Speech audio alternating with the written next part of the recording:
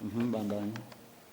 Byarahindutse rero hamaze kuba ico gihe mugenzi yategekanije ati wewe umunsi munaka uzoca ugenda, ndavyemera ntegomeje nzogenda hako kweri nzoja mu bapfumu nzoyemera kugenda. Mugo uwo munsi bweze nyene yaciye ahura n'isanganya ryo gukomereka, arakomereka cane akorotse ku kigazi. Uwo munsi wo kugenda sinabaye nk'isambura ntiwabaye ukigera. Haciye hashika amasaha wambwira amasaha y'umuranga ageze ati mugenza asa n'uwapfuye kuko iyo ari mw'ishamba si muzima. Amaze kugera amasaha yo kumuzana bamushikanye asa n'umuntu yatogeje yataye ubwenge. Je ndasenga Imana urumva nari mfise umwana nawe nyene adakomeye, nari mfise umugezi adakomeye. Mukaba ico gihe nkisenga Imana yarambwiye tuyu mwana ndiko ndabwira Imana ni none gamana kugira nje mu makuba ngana uku iyi nzira natanguye niyo canke naciye hatari.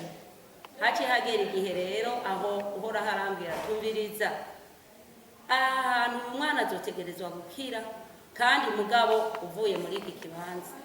Mugenzi amaze gukomereka ashike muri aya masaha yarashike nk'igihe cy'isaha 3 acatangura kumenya ubwenge arasaba imbabazi ati maze iminsi ndaguturubika ariko nagomba kubw'ikibazo cy'uyu mwana ko hari ukuntu ushobora kunguruza ukaja imakamba bakabaga ukuguru bakaraba ibintu biriyo. Je ndamubwira kuko nari isanzwe mfise isezerano Imana yambwiye iti mbega none niwacishikara ukava ahantu uzokira kuko nari mfise iryo sezerano. Naciye nemera ndagenda nyene imakamba turasezerana turasabana imbabazi uwo mwana acarakira. Izina rya Yesu rihabwa icubahiro. Yesu nashi. Amen amen. Harabaye n'ibindi bihe nyene bitoroshe, naciye mu ntambara zitoroshe cyane zikomeye kuko harageze igihe shishikara kugira ibitero bitoroshe cyane by'ingwara. Haraboneka mbere n'umuntu yitanze ko yoshobora kuza kumvuza nyene mu bapfumu. Aragenda je ntabizi, aragenda ngo agiye kurondera ukuntu yoshobora kumvuza kuko je navuze ati uko biri kose mfangira mwami wanje nzofira mu kuboko kwawe. Waratahuye mupfasoni iribanga ryuko umwami Yesu arusha ubushobozi abapfumu kandi ari muganga rutabaganga bose. Ibyo banga waritahuye? Ibyo nabitahuye. Bandanye. Nabitahuye cyane kuko Yesu nagiye ndamubona mu bihe bitoroshe cyane. Maze kuba muri iyo ntambara umuntu aragenda mugabo iyo ntambara yaciye ibangikanya n'umwana w'iwanje nyene yarasanzwe ariho tuca tugwara turi babiri. Tugwaye turi babiri nagize ibyago bitoroshe aho abantu benshi n'abasenzi bari bashaka kumfasha ivyo bikorwa batevye bagatinya hagasigara hakora abantu bakeyi cyane. Ntwaro zirahaguruka ntivyari vyoroshe atabo bantu ahubwo basengera abo bantu bakwiye gupfungwa nabo nyene kuko byamaze igihe kirekire. Twaramaze ikirimbo c'imyaka 3 c'iminsi amezi 3 turi muri izo ngorane. Baca baravuga ati abantu ahubwo basengera abo bantu barondere babafate. Basenzi bamwe baratinya abandi barahagarara. Yesu nashimwe cyane. Amen. Barahagarara baragumaho bari nk'abantu bake cyane, babaye bake cyane baragumaho. Bamwe baravuga ati uko biri kose dushishikare gusenga. Harageze ahantu Imana nyaguhoraho yishura kandi atakindi kintu kibaye. Mugi nkuru y'umwana isubiye inyuma yagiye mu bapfumu yaragiye. Amaze gushika yaca aravuga ati abaganga bo gukwirikirana uyu muntu kugira ngo babavure jewe ndamutumye. Abo baganga aho hantu muri iyo nzu ntibashikaho baca bahera mu kirere bajya umuganga wo kubakwirikirana ni Imana yawe. Yesu nashimye. Ndashima Imana Data Imana yagiriye neza no kugeza kuri uyu munsi nyene iyi myaka ndimo ndacagwana intambara y'ukwizera. Naciye mu byago byinshi cyane bitoroshe cyane ntoshobora kudondagurira ngaha ngo byose bihere, ariko ni kugeza uyu munsi ndacagwana intambara y'ukwizera. Ndakubaza akabazo kandi kanyuma. None wumva uyu munsi ukunda umwami Yesu Kristo nkuko amukunda kiriya gihe ca kera? Niko ndamukunda kuko urabona naho ngana uku jewe mu bikorwa cyane cyane mbere ni mu bikorwa cyane cyane by'uburirimbi jewe nico gituma ubona ne kugeza n'uyu munsi ntikwirikirana ibikorwa nta gikorwa na kimwe nakora nshakirwa mu mwami wanje ntanguye kumumenya noba narahagarike nta ntambara yatumye nohagarika ibyo bikorwa nta bibazo byatumye nohagarika ibyo bikorwa kandi nagize ibibazo byinshi cyane harageze ahantu aho umugenzi wanje nyene agera muri ibyo byago byo kwibwa n'abo bantu bo mu Kinyegero baratwara ibintu bitari bikeye imbere mu muryango harashika ahantu nyene bovuga bati nawe nyene gende mu mufati ntaguciriyemo mbega abantu bo mu Kinyegero barabaki bari abantu bari baziye ngo bakaza bakamubwira ati duha mahera natwe turafise ingere tuca tukuronderera ayo mahera yawe akagwira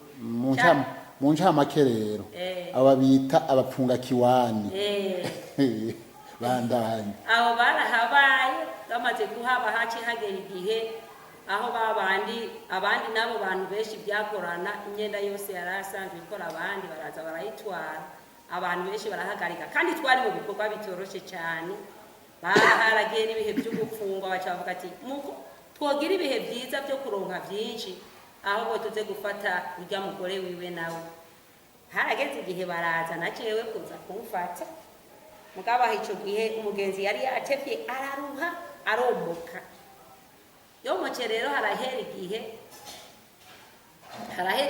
acaraga ahahera igihe bati tuje gufata umugore we kugira ngo turonke ingene dushobora kuronka ibintu byinshi Yesu nashimwe amen yari amagorwa adasanzwe mugana bwira Imana mugabo uko byari kose amajambo y'Imana yagenda aramfasha uko nagenda ndaba mugabo imbere y'igihe uhoraho Imana yari yarambwiye tumviriza Rakeli wewe naho unkwirikiye ntibizokwigira bikorohera uzogwana intambara ariko mu ntambara zose uzogwana nzobana nawe mu bibazo byose amen haragera ahantu nibuca Imana ntimana wavuze ko ata kintu na kimwe nzoguhamagarira uzoreka kuba hafi yanje unyitabe hageze ico gihe cyo kuza kumfata haragera igihe barantangira amahera nyene uko nyene muri polisi genda ntagira n'inoti imwe y'ijana narabonye Yesu naramubonye muri izo ntambara zidasanzwe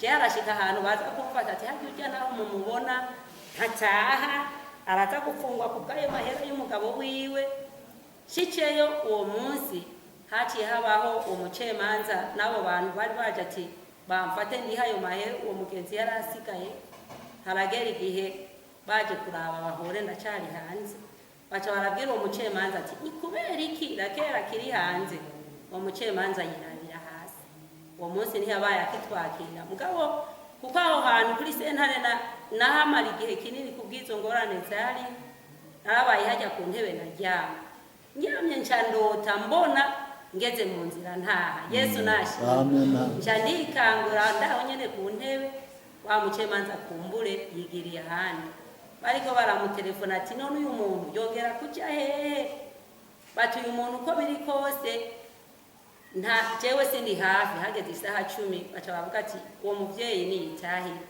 je ncarataha izina rya Yesu rihabwe icubahiro Yesu nashimwe amen mugarageze igihe n'ubucumukure byabaye ibintu birebire cyane kuko novuga ko uhoraho Imana yahagaze nk'Imana uwo muntu amaze kugenda agashikayo harabaye hati n'ubu nzoguma ndamurondera ari haya mahera harageze aho umucemanza avuga ati none uyu muvyeyi tumwice tumukorera iki reka uru rubanza idosiye yiwe tuyunguruza handi kuko naho mugerageza kumuburanya kuri iyi dosiye y'aya mahera ntariko none vyogenda gute Yesu nashimwe byataramburanira ntarinze kuburana canataha ko gupfungwa nitwabayeho mugace ncandagira imigabo kuko nari narasezeranye jewe ko biri kose ko umugenzi wanje yantanguje ibikorwa byo gusenga akanyemerera akampa imyanya keshi yari intambara itoroshe cyane yaremera n'abana akabasigarana mugabo jewe nkagenda iyo twaca kuririmba yarampuruhusha iyo twaca gushinga intahe je nagenda neza haratevye rero haragera igihe aho jewe niyemeza nturiye mu mutwe nigenda gomba abo bantu ayo mahera asigaye bamfitiye ari ku mugenzi wanje muyanyandike ko Yesu nashimwe amen ayo mahera ni kugira ngo umugenzi wanje ntiyangane muyanyandike baraza abantu ntarinzi ko bafitiye amahera bose barabaza barabanshirako barabanyandika ndarabonye ikiganza c'Imana muri ico gihe ndemera bamwe baraza ngo none ngo dukirikirya mugore ko umugabo yamaze komoka ry'amahera azoyakura he ndabona ikiganza c'Imana bakozi b'Imana bamwe b'ikigongwe barashigikira ati azoyariha nta kibazo ndemera ayo mahera ndayariha abo bantu ntari isanzwe nzi umugenzi wanje yari yangaye aca yongera arataha izina rya Yesu nirishimagizwa. Amen. Narabonye umwami wanje mu bihe bitoroshe cyane harageze igihe nyene aho nashishikaye nyene kuba mu buzima bwo kugira intege nke z'umubiri ariko harageze igihe ndongera ndibuka Imana ndabwira Imana nti none gamana ko wavuze ko ico nzoguhamagarira cyose uzohora untabara ni kubera iki jewe no kwa mafisa amagara make sindonka gahenga aze numva umuntu ampamagara arambwira ati Rake ati mbe warubizi ko abantu b'Imana bari mwisi bafise amasinzi n'amasinzi mwijuru abagwanira ndavuga ni jewe ntavyo ati mwijuru abantu b'Imana bafise amasinzi n'amasinzi abagwanira kandi nawe urafise ukugwanira intambara nawe nubu yiteze kuzohora agutabara. Yesu nashimye. Amen. Ni byinshi cyane ntushobora kudondagura iyo nagiye ndaca n'ibibazo nagiye ndagira ariko icyo nzi cyose Yesu wanje namusize imbere kandi nta kintu na kimwe nigeze ngira impararo iyo abandi bagira impararo iyo abandi baharuruka umwami wanje namana umunezero mbere niyo numvise fise umunezero muke ndababara cyane kuko nca niyumvira ko ngize ubuhombe. Hanyuma rero by'ukuri nanje ukuntu Imana yagiye irangenza muri ubwo buzima nagiye mba ukuntu Imana yangenjeje n'ubwo buzima nuko nabaye nuko Yesu abahezagira. Ego amena. Hanyuma nagomba ndakubaza ikibazo ca nyuma ko Yesu yakoreye ibyo bitangaza byose mbega wobwira iki abandi bari mu bibazo nk'ibyo bari mu bibazo nk'ibyo waciyemwo wobahanura iki ijambo wafashisha n'irihe? Cyane uvuga nuko bari kose umuntu wese yovuga ati jewe narasize amavi hasi ndemangera Kristo wovuga ko atotinya novuga ko atotinya yohagarara neza data n'umutabazi by'ukuri jewe yarantabaye kandi subiye inyuma muri ubwo buzima bwose nabayemo muri ubwo bukere ntawo twigeze muri izo ngorane z'izo ntambara ntawo twigeze duhagarika igikorwa c'Imana. Harabaye narasavye Imana maze kubona ibyo byago bingana uko kuko ubuzima bwo guheba umugezi ngo nagende ntivyakunze mugandi iherera ndasaba Imana ibintu bitatu. Narasavye Imana nti Imana jewe kimwe gusa jewe sinzobure aho abandi bazogera gukorera Imana nanje ngo nzobura icyo nkora kandi ikindi ndagusavye Imana ntihagire umwana azokwipfuza ko yoja kwishuri ngo yige azoburikaye canke ngo aburi ikaramu kandi ikindi ndagusavye ndagomba kutazoba umukene ngo mbure ico nambara kandi umwami wanje yabigenjeje neza haciye haba ibikorwa ku rusengero bitoroshe cyane kandi ndashima Imana data twaba imbere twarubaca urusengero bigenda neza naho twigeze tugira umwenda ndashima Imana data muhoraho Imana novuga umuntu wese yogira ikibazo azareme kwa Yesu nta bukene buriho. Ico gihe abantu benshi bavuga ati aba bantu bazobaho gute twarakora ibikorwa by'Imana kandi twarafunguye kandi abana bacu bariga turi muri ibyo bibazo. Nobwira umuntu wese yotinya ahagarare adatinye. Yesu n'umugabo w'abagabo azi byose akora byose aroranya byose aringaniza byose nta n'ikintu na kimwe Yesu yovuga ngo kiramurengera. Nico gituma notumirira uwo ari we wese yatanguye urugendo ibimunanije ahamagare data byose abishira ku rugero rukwiye. Yesu wanje yanyujuje amahoro yewe kandi by'ukuri ndamunezerererwa nawe aranezerererwa ababyumvise intahe yanje nahigarukiye Mana nibahezagiye. Nagomba ndagusabe ukiri ngaho wosenga akanya gatoya usengera abantu bazokumviriza iyi ntahe yawe mu kanya gato senga ndaguha akanya gusenga. Uhoraho mana data wa twese wo mu ijuru, ndasengeye iyi ntahe jewe wampamagaye ntarinda kuzi, nazerera nk'abandi bakobwa bose, nzerera nk'intama itagira umwungere, ntazi gutandukanya ukuryo n'ukumoso, ntazi kumenya ikibi n'iciza, ico wanka n'ico ukunda. Ndasengeye abantu bumvise bozokumvira iyi ntahe nariko ndavuga. Umuntu wese naho azoba ari mu byago bitoroshe, umutima wiwe uzuhagarare ntutinye. Ndabasengeye mu izina rya Yesu Kristo umunyanazareti, kugira ngo umuntu wese azagira inyota yo gutangura no gukurikira Kristo, kugira ngo uru rugendo twatanguye tuzorubandanye turi benshi, izina ryawe rice rihabwa icubahiro hirya no hino. Mbisabye mu izina rya Yesu Kristo umukama wacu. Amen. Urakoze cyane.